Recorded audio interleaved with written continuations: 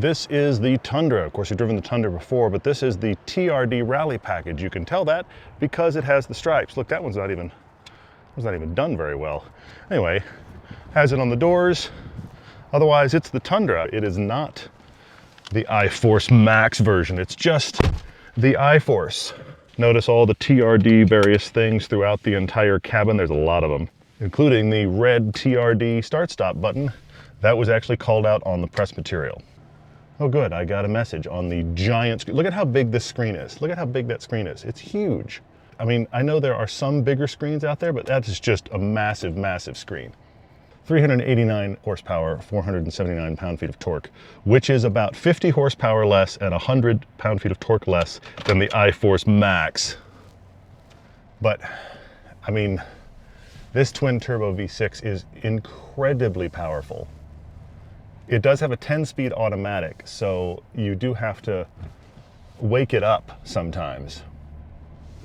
And the best way to wake it up is the drive modes. You've got your mode button down here. Of course, you've also got, you know, high, low, four-wheel drive. You've got all of your MTS package. That's part of this TRD Rally pack as well, is the MTS Multi-Terrain Select. We'll get into why all that's significant in a minute.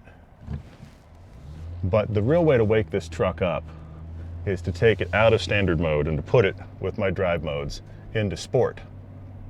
Sport's almost always better, right? Oh, notice, look, I've got stripes over there too, see? TRD Rally. Which sounds, look, so far everything I've said about it, it sounds like it's a trim pack. That's what makes this truck significant, is actually that TRD Rally package, because what they've done by giving it to you is more than actually just stripes. I mean, it seems at first like, hey, it gave me stripes.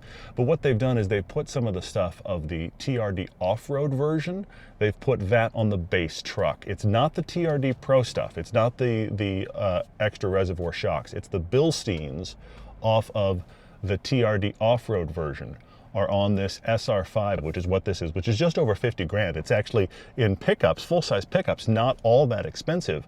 But then they've added this TRD Rally pack on top of it, and that is $8,600. So that makes this about a $62,000 truck, which on one level is a lot. On the level of modern pickups, it's actually not that much. Here we go. So now I'm in sport mode. I'm going to give these guys a second here to get a little bit away from me, and I'll show you what I mean. Because while you can definitely get a more powerful version of this truck with the iForce Max, again, 50 more horsepower and 100 more pound-feet of torque, you do not need it. Kick down. There you go.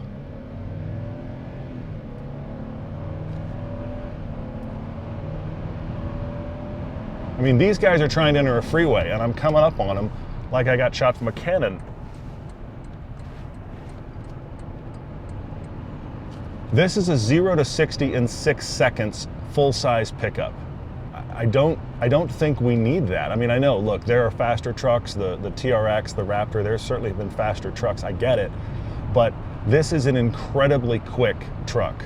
It has a lot of power. Now, as you saw when I actually got on the freeway, you do have to get deep into the pedal and tell it, I do want all the power now. Sport mode does help. That does have better shifting, and it does have actually, it pays attention more to the pedal. So that is something about it that is helpful if you really want to get all of the power out of it. But I have not driven this truck in the past week and ever thought, I wish it had more power. And I know that the iForce Max gives you more power.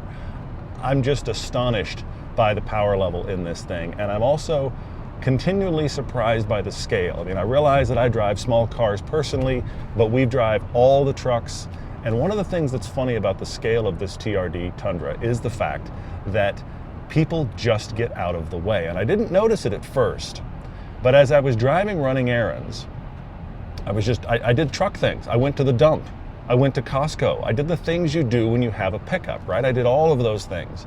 But what I noticed is, if I would drive in the left lane, as I am now, and I would come up on anybody, 9 times out of 10, they would get over on their own before I would reach them. And I am not used to that. I'm used to driving small cars, sports cars, and rarely do people get over. But for this truck, they just magically got over. And my wife was with me at one point, and she was like, I think I want one of these because everybody gets out of your way. It is that truck mentality. I mean, granted, this is a truck in front of me. He probably wouldn't be the least bit intimidated by it. But it is very easy to fall into the truck mentality and just realize that the road is yours, because everybody has a tendency to just move. And I can't remember the last vehicle we had that was so common. But in the week that we've had this one, most everyone has gotten out of my way. Now, this has a little bit of a lift on it because it does have essentially the TRD off-road version of the suspension. So that's the Bilsteins and a little bit of an off-road lift. That means the body control is good, but it also means it's a bit wallowy. It actually, you can feel the fact that it's set up for off-road things. It has the skid plates as well. So there is body roll here that is a bit disconcerting if you're looking for a truck that's a little more buttoned down than this. But it does have off-road capability. And the key thing is the fact that you've gotten the TRD off-road style truck without doing the full TRD off-road trim, and that's gotten a little bit cheaper as a result. Not a lot, still $62,000, but you did save a little bit. Oh, look, it's a Tundra in front of me, but look, he's still getting over. See that? That's fascinating. Any other vehicle I would drive up behind him, I don't think he would get over. And I'm not flashing my lights or anything, I'm just driving. It is very common in this truck. Something about the scale of it and the look of this front end, people just move.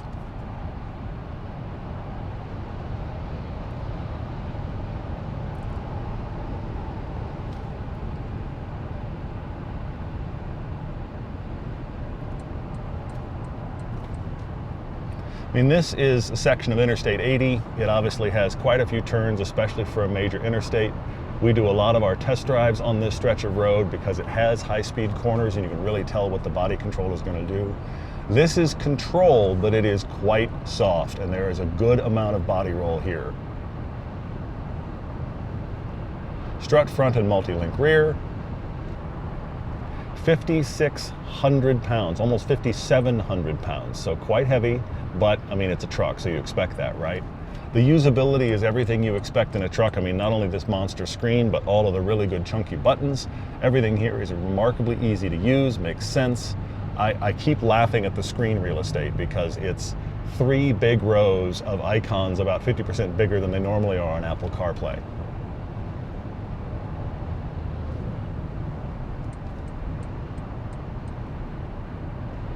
Gas mileage is not good. You can see I'm averaging 17 in the way I've driven this truck, 16.8 in the driving I've been doing. Now, it does have a 32-gallon gas tank, so it'll probably go over 400 miles on a tank, so that is something. I mean, I've been driving it for a week, and you can see I'm about down to a half tank, so that's pretty crazy.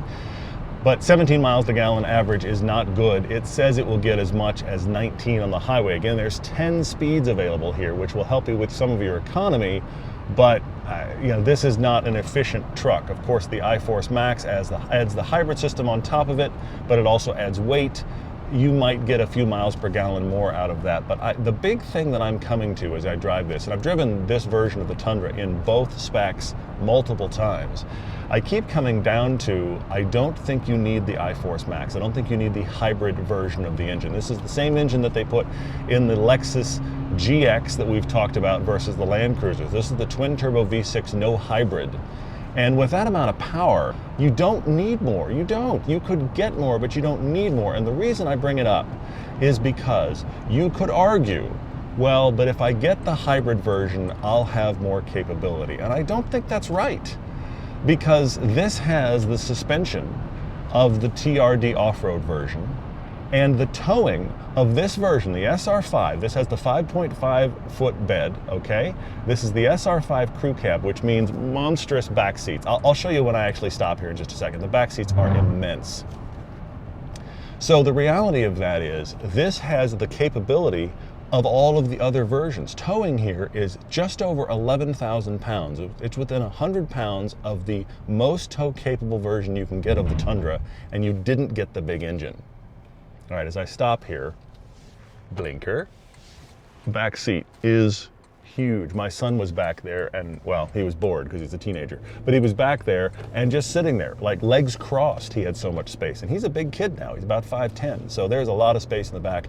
Those benches in the back do have storage underneath, which is becoming fairly common in pickups, so that's there as well. Plus, of course, you have the 5.5 foot bed. So that is the smaller bed. You can get up to an 8-foot bed on the base SR version because that does not have the crew cab. This has the full 4 doors, 4 seats, monster seats, and a usable bed. I mean, it was good enough for a run to the dump. It's not, you know, you're not going to put all of your plywood back there and be thrilled, but the other standard bed is essentially a 6-footer, so we didn't come down very much. This is a remarkably usable truck we have thoroughly enjoyed for a week, but I'm struggling with more cost for more power and more weight in the iForce Max version, which we've driven, and it was incredibly impressive the amount of power that truck had with that even more powerful engine hybrid combination.